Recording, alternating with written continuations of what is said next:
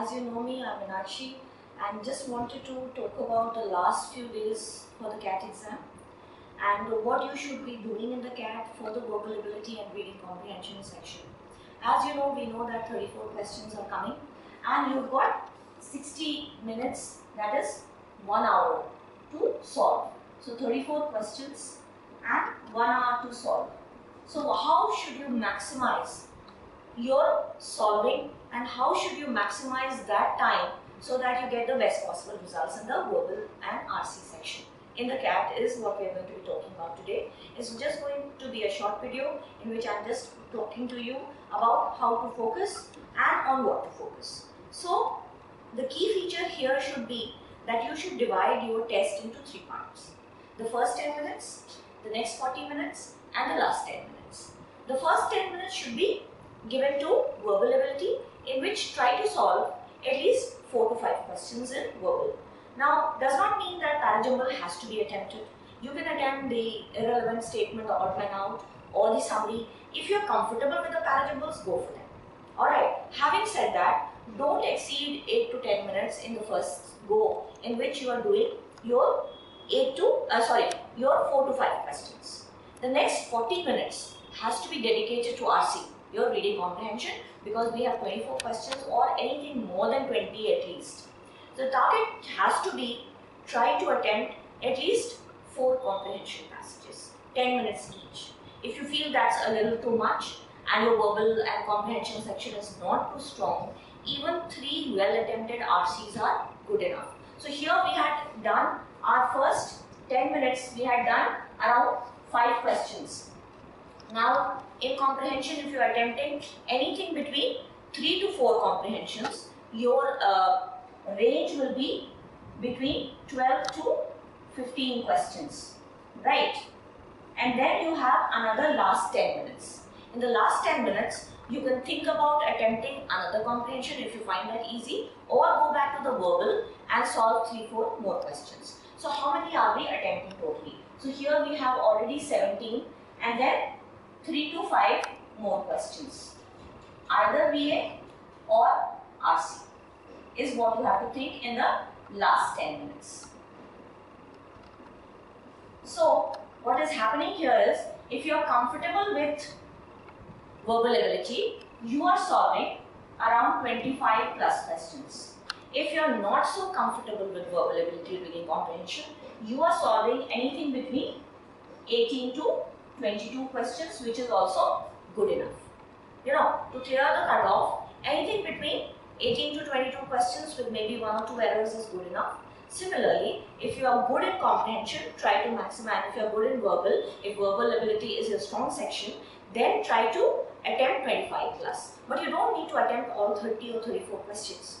You can stop your attempts at 28, 29, 30 is very good for an attempt.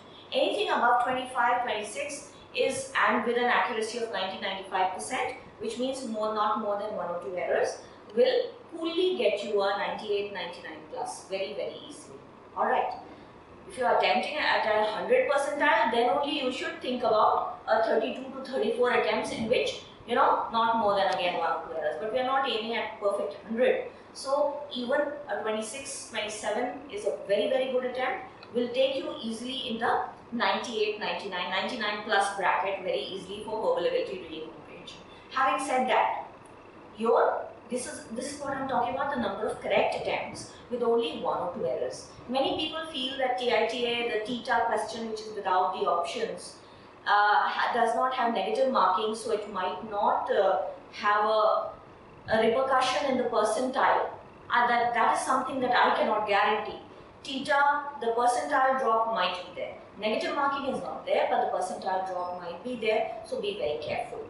For your TITA, for your non-negative questions, don't randomly do guesswork. Only attempt that you know. See, it is not an NMAT exam, it is not the number of questions, it is your high level of accuracy that is going to help you. I'll just take a normal example. If the scaled scores of 2 students is the same, one student has just got 1 or 2 errors, the other student has got around 8-9 errors. Whom do you think should get the higher percentile? Obviously the one with fewer errors, even if it is a TETA question. So that is why, having said that, I strongly believe that the number of errors is going to affect your percentile. So if you solve a little less, what happens is that you're more in control of your questions, you get more time to solve. I mean, if you're solving 28 questions, 30 questions, versus you're solving 26 questions. Now those 4 extra questions are costing around 8 to 10 minutes. If you're saving those 10 minutes and helping yourself in the first 26 questions, if you're giving those 10 minutes extra, maybe your accuracy becomes much better. So do that. That will really help you. Because this is from my experience and my advice that I have given to students all along. And none of my students said that, ma'am, I attempted less, that is why my percentile dropped. Nobody has ever said this to me. Having said that, 20 plus attempts have to be there for a 90 plus percentile, and with 1 or 2 errors. So keep that in mind. The next few days, focus on your CAT questions, focus on parajumble, last sentence of the paragraph, paragraph completion, odd man out, irrelevant statement questions, summary questions, and comprehension. These 4 or 5 questions, and together with it a little bit of critical reasoning. That and comprehension has to be your revision strategy for the CAT 18. Together with it, the CAT papers, the CAT 17 should be taken as the model paper. We have got both the slots, so you can, and the official answer keys are also there. There's no ambiguity. Solve it, resolve it, live with the question, see what the author is thinking, what you might be missing out. Those are the maximization of resources that you have at hand that you can do. Alright? And just revise your portion, and that is all. Do nothing new in this time. Do your mocks, analyze them well, and try to maximize your strengths, minimize your errors. Don't do guesswork. Only solve the ones you are sure about. Alright? And all the best. God bless you. Come out with flying colors. Thank you.